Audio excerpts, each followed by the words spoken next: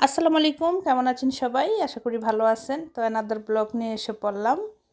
তো এখানে আমি ফ্রাইড রাইসটা করে নিচ্ছি বাচ্চাদের জন্য। বাচ্চারা ফ্রাইড রাইস খাবে আজকে। তো এখানে চিংড়ি দিয়েছি কুচি কুচি করে, ডিম, তারপর হচ্ছে ছোট ছোট করে চিকেন দিয়েছি। তো ভালো করে ভেজে নিচ্ছি। সয়া সস, হলুদ দেই নাই, শুধু একটু মরিচ, গোলমরিচ, তারপর হচ্ছে পেঁয়াজ কুচি, আর হচ্ছে রসুন আর সয়া সস, এগুলো দিয়ে একটু ভেজে নিয়েছি। তো এখানটাতে মিক্স ভেজিটেবলটা আগে আমি ভেজে নিয়েছিলাম, একসাথে এখন মিশিয়ে দিলাম। তো কিছু রাইস আমি বয়েল করে রেখেছিলাম, ওইগুলো ঢেলে দিলাম। তো এখানে বয়েল করা রাইসটা দিয়েছি। ওই রাইসটা আর কি কালো জিরার চাউল, এটা আমি ভালো করে ওয়াশ করে একটু সিদ্ধ করে নিয়েছি, হালকা পানি ঝরিয়ে তারপর উপরে দিয়ে দিলাম। তো কিছুক্ষণ নাড়াচাড়া দেওয়ার পরে হয়ে গেল আমার ফ্রাইড রাইস। খুবই মজাদার আর খুবই ইজি একটা রেসিপি। আর ফ্রাইড রাইসের সাথে কিন্তু চিকেন ফ্রাই যায়। চিকেন ফ্রাই আমি ফ্রিজে আছে, গরম করে নেব।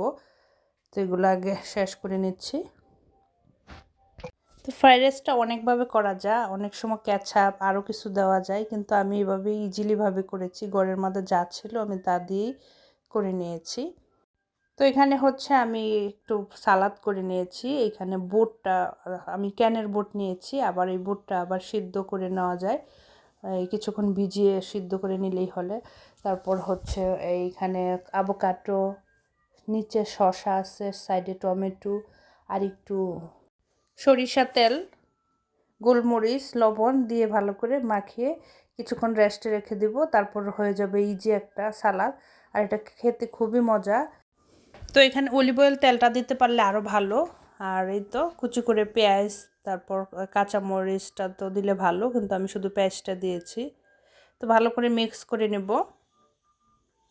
এই যে আভোকাডো, এখানে আভোকাডো বেশি ছিল না, অল্প ছিল।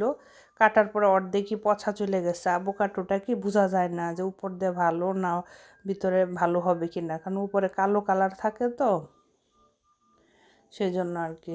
তো এই তো এখন আমি রেস্টে রেখে দেবো, একটু পরে খাবো। খুবই মজাদার একটা সালাদ, এটা খাইলে ভেজিটেবল খাওয়া লাগে না। মাঝে মধ্যে আমি আর কি করি। আর চাইলে এরকম চাট মশলাও একটু দিয়ে দিলে ভালো। তা আমি একটু দিব পরে। আর অবশ্যই এটার মধ্যে ঝাল থাকে, কিন্তু সেই জন্য ঝালটা একটু পরিমাণ মতো দিতে হবে, মরিচটা না দিলেও চলবে। খুবই মজার একটা সালাদ।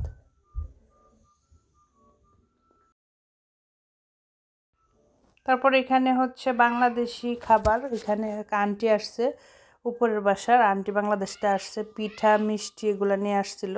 তো আমাকে দিয়েছে, আর সাথে আচার। তো আমরাও দেশেরতে আসলে সবাইকে দিয়ে খাই, পাটিসাপটা পিঠা, জিলাপি, মিষ্টি এগুলো আর কি। আর এখানে 2 রকম আচার, আম আর হচ্ছে জলপাই। খুবই মজা হয়েছিল আচারগুলা। তো দেশের থেকে কোনো কিছু আসলে কেউ দিলে অনেক ভালো লাগে। এখানে যত খাবারই খাই না কেন, কিন্তু দেশের খাবারের মতো অন্যরকম টেস্ট আমরা পাই না, কারণ হাজার হলো নিজের দেশের খাবার, তাই না? এই তো তারপর আচারটা আমি টেস্ট করে নিচ্ছি। খুবই মজা, খুবই সুস্বাদু আচারটা হয়েছে। তারপর একটু বের হইলাম বিকাল দিকে। আজকে ওয়েদারটা খুবই ভালো, মানে ঠান্ডা কম, কিন্তু রৌদ্র নাই। যেদিন রৌদ্র থাকে এদিন ঠান্ডা থাকে। তো বের হয়েছি, গাছের পাতাগুলো কেমন মরে গেছে, আর কিছুদিন পরে এগুলো সব গ্রিন কালার হয়ে যাবে। তো ঠান্ডার মধ্যে তো কেমন জানি শুকিয়ে রয়েছে। তো এই তো একটু ঘুরে নেব, বাচ্চাদেরকে নিয়ে একটু বের হয়েছি। বাসার পাশে একটা পার্ক ছিল, আর এই পাশটাতে বল খেলা হচ্ছে। এই ওদিকে নেট লাগানো, তার এই পাশটাতে হচ্ছে পার্ক। বাচ্চারা অনেক মজা করে আর কি। তো আমি একটু ঘুরলাম পার্কে। যখনই ঠান্ডা কম পড়ে আমি দিনটা কাজে লাগাই, একটু ঘুরতে বেরিয়ে পড়ি, কারণ সবসময় তো বের হওয়া যায় না ঠান্ডার জন্য।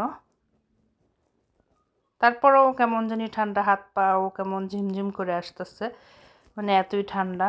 খুব কম বের হওয়া হয়, বেশি বের হওয়া হয় না। তো এই তো একটু ঘুরে চলে যাব বাসায়। আধা ঘন্টা 1 ঘন্টা থাকলেই কি মানে অনেকটা ভালো লাগে। তারপর না হয় বাসায় কি বোরিং লাগে, এই ঠান্ডার মধ্যে বের হওয়া হয় না। এই তো আজকে এরকম একটা ছোট্ট ব্লগ ছিল। সবাই ভালো থাকবেন, সুস্থ থাকবেন। আল্লাহ হাফেজ।